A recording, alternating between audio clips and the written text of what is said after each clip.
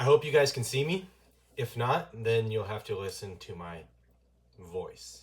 Sorry that I could not be there today for our final cohort meeting. I am currently at a support appointment, which is the reason for my absence.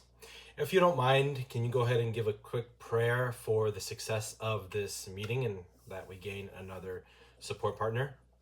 With all that being said, I am going to go and jump right into the topic that I was tasked with studying and presenting on. Today, I am talking about building a community. I think this is something that we've been discussing from the very beginning. That we have had our conversations and discussions about the importance of apologetics in Ratio Christi. I think then now we can transition a little bit into the relational part, the evangelism part of what Ratio Christi does. So, I really liked how Tom in the video, the interview on Teams, mentioned compared Ratio Christi to the church. He said that in the same way as the church says, as the pastor says in the church, you can't rely on once a week meeting on Sundays for your satisfaction, for your Christian journey. The pastor instead says, no, you have to be able to spend the time in Bible study throughout the week and spend the time in prayer with the Lord and spend the time with other believers and Christians in fellowship and in whatever you guys do together, whatever activities you go to or events that you plan together. It's a matter of fellowship and worshiping throughout the week to grow your relationship with the Lord. In the same way, we as chapter directors have to realize and understand that students are not going to be satisfied with meeting once a week on a Monday or a Tuesday talking just about apologetics, because I think, as they mentioned in the interview, that even students who love apologetics and having these intellectual conversations, they are going to get tired of them too, and they want to be able to have a little bit of fun as well. So how do you do this? Well, first, you learn that you do not have to be allergic to fun. There are many opportunities for students in and around campus that gets them more engaged with Ratio Christi and the community. And it's not anything that has to be done a whole month or even a week event or deal. It's as simple as inviting a student out for coffee. Most college students enjoy coffee. Or out to a meal, lunch or dinner, just spending that time with them together. Or simply just hanging out with them, sitting on a bench at campus and just having a conversation. Jane, I think, mentioned as well in the first video to take them out on an errand. You go on an oil change or you go grocery shopping and you're spending the time together. It's that intentional time where you get to know them more and they get to know you. Aaron also mentioned structured time. Now, I think his definition and my definition of structured time is a little bit different because the example he provided was going out to the beach. I don't see that as structured time, but in any case, a similar type of activity that we could do here in the mountains is go hiking. So we can orchestrate a time where we're able to take the students out on a hike if that's what they would like. But it's simply not about the activity or event. It's about knowing what they enjoy, knowing what they want to do as well, such as learning their hobbies. A lot of the times, students want to be able to use their hobbies in whatever they're doing.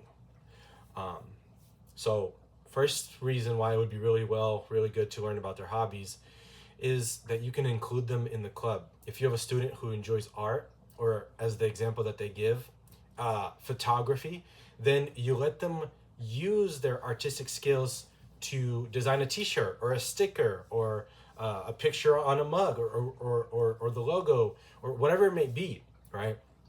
And similarly, the photography student enjoys apologetics, but also is able to take good pictures for the newsletter. So there are many opportunities, as I said, for students to be able to have these interactions in the community and engage more with each other and with the chapter directors.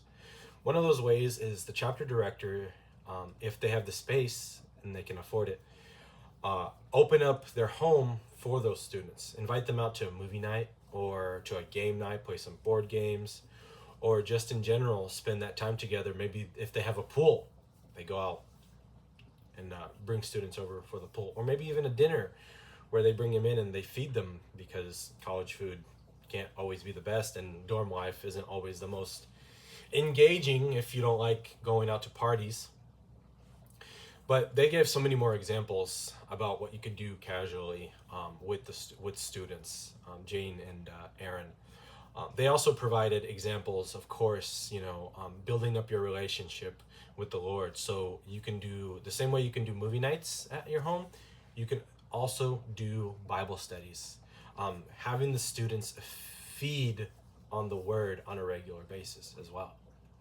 Also being intentional with discipleship, whether you talk about a book that you read, apologetics topic, or whether you talk about theology book, or whatever the topic may be, something that they're wrestling with. This gives them the opportunity to engage further beyond the club meeting. And that could be done over a coffee meeting, a lunch meeting. It doesn't all have to be separate type of events or activities or just gatherings that you do with the students.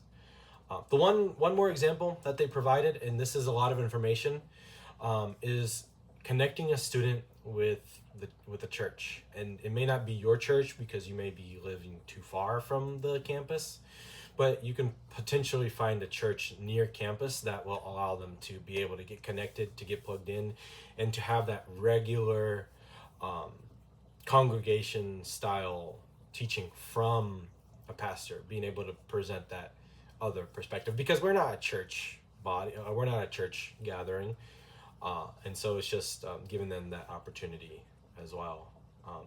So of course a lot of this stuff isn't going to be done all at once. As they say, Rome wasn't built in a day.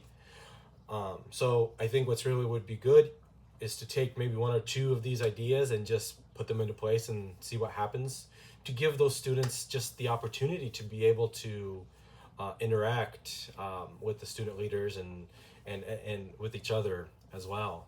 And one of the best ways to do that is through GroupMe or through WhatsApp or any kind of group chat app that connects students instantly. And that just, once they take hold of it, it gives them the opportunity to, hey, I'm doing this. You want to go and have a worship night or a Bible study, or anyone want to go out for coffee? Whatever, it gets them to engage as well. And I think, as I said this previously in other presentations, is that the relational almost is an open door to the rational. There will be students in the beginning who join because they like the apologetic conversation, the rational conversation, but we have to be able to kind of engage with other types of students as well, because not all of them are going to want to have those intellectual conversations all the time. So, to kind of wrap up, I wanted to just say that I liked what Lexi had to say in the video.